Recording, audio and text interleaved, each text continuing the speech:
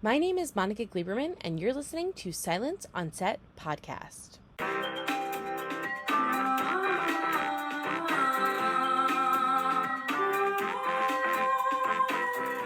For today's podcast, we're at the premiere of Bad Sisters, which is a cathartic dark comedy thriller that's set in Dublin, Ireland, and chronicles the lives of the Garvey sisters, who are bound together by the premature death of their parents. So up first to talk about her character and the show is Anne-Marie Duff. I play Grace Garvey, who then marries John Paul and becomes Grace Williams. And sadly, she's kind of caught up in the middle of a very unhealthy, coercive marriage. And that's a sort of spinal column of the show. As a result of that, it drives the sisters to take some pretty dark action, So they want to rescue Grace. Grace needs rescuing, and she's a woman who's kind of lost her sense of self, hasn't she? She doesn't really know who she is anymore. Well, what's brilliant about Sharon's writing is she kind of slaloms between comedy and tragedy, and that's so clever. So you've got moments where you're roaring with laughter, and then moments where you're utterly heartbroken. Up next is Anne-Marie Duff and Claes Bang.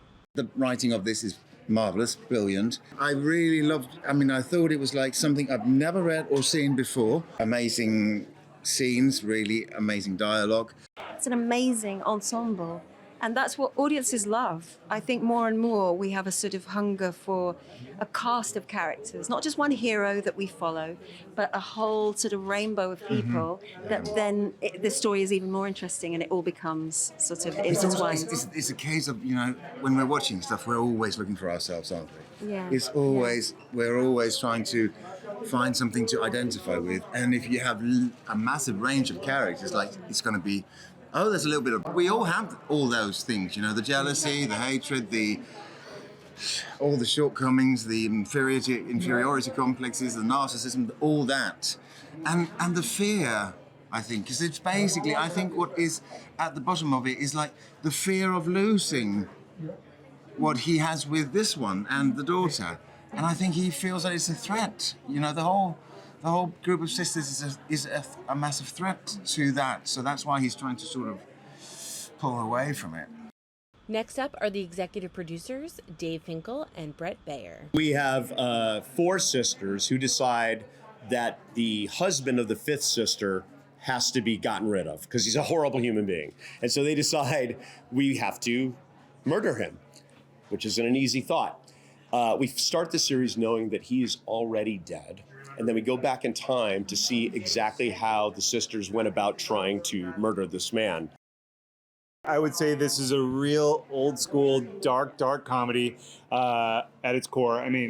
Sharon Horgan is intrinsically one of the funniest people alive. So to be able to make sure that it still had heart and comedy in it, was sort of our job, and it was fun. Here's the truth. We watched the entire series because it was based on a Belgian format.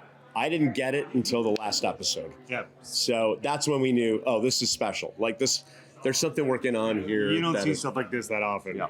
Here's Eva Birthistle. It's dark comedy, but it's thriller, but it's murder mystery. It's a whodunit. It's a drama as well. That's a lot going on a page, and I think it can, be really challenging and difficult to sort of strike the tone and know when to lean into each, aspect of that. But she's so good at knowing when to do that, and so the work on set was a very sort of easy but constant conversation about how we manage those scenes. Ursula is the middle sister. She's a little bit highly strung. She's quite a stress head. She kind of drives the other sisters mad a bit because she's a bit self-centered.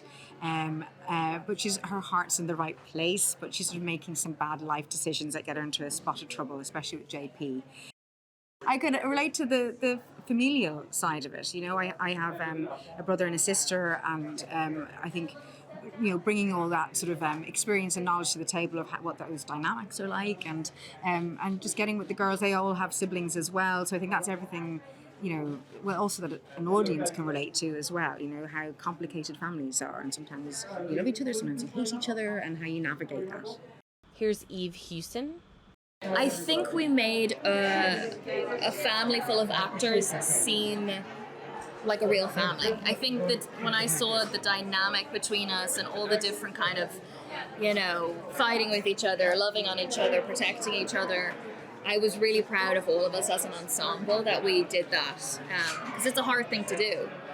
At the beginning, she's the baby, and she's the one who hasn't figured out her life. She doesn't have any kids.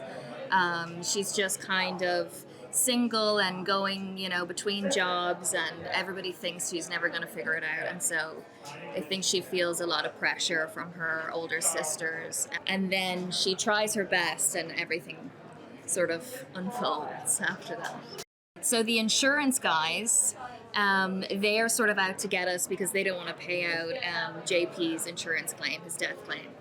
But I happened to bump into this guy, knock him off his bike, not knowing who he is, and we sort of have this Romeo and Juliet meet cute moment, and we fall madly in love with each other. And of course, it's like the Capulets and the Montagues. They're out to get us, but we can't help but, you know, kiss all the time. Sarah Greene.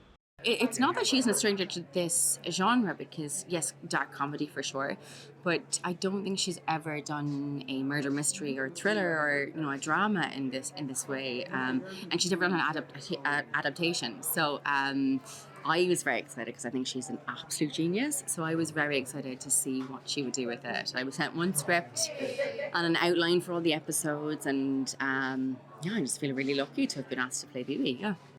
Bibi is a very fun character to play. I am kind of very far removed from her, except for the fact that I would kill for my sister. So in that sense, I can relate to her. But she's just so direct. Doesn't really care if she upsets someone or offends somebody. She just can't help herself. It's chaotic and it's messy and it's really authentic and real. You're witnessing these women that we don't usually get to see on screen, who are just very real women. And finally, here's creator and executive producer Sharon Horgan. It's based on this really fantastic Flemish show, Clan, adapted from that. So we had this great raw material to kickstart us, and you know, we just had to find a way to make it our own, and I really hope we did. I'm really excited for people to see it. Well, she's the family matriarch, and her dynamic is, you know, being sort of a mother figure to them all. You know, even when she's sending them off on a murder spree, she kind of makes sure that they've, you know, tied their shoelaces. Well, you know, I've never written anything that's an hour length, or I've never done a thriller before. And even though I've done a lot of comedy, I've done a lot of dark comedy, I've never done anything that's sort of such dark subject matter at its heart, you know, and that sort of propels the whole thing, which is that abusive relationship. So it was very, very different thing to do. You know, it was a real balancing act, trying to keep the light moments working with the darker stuff. I really hope it gives them a kind of catharsis. You know, there's a lot of messed up things happening in the world right now, and I really hope that a bunch of Irish sisters chasing Claes Bang across the country, trying to murder him, provides some sort of element of catharsis to our audience. I hope it addresses a really serious issue that really came to a head during the pandemic as well. You know, there was a lot of people in really situations, in abusive relationships, and I hope this sort of shines a light on it. It will do that, and it will hopefully entertain people at the same time. I'm lucky enough to have come from a family of 5 siblings, and we are, you know, a kind of instant gang and party, and what that brought to it was just, I know what that feels like, you know, I know how infectious it is, and what fun it is to be around, so I kind of wanted that, to bring that feeling to all the scenes with the sisters. I hope you guys enjoyed listening to the cast of Bad Sisters at their premiere. The show is currently streaming now on Apple TV, so make sure to go check it out.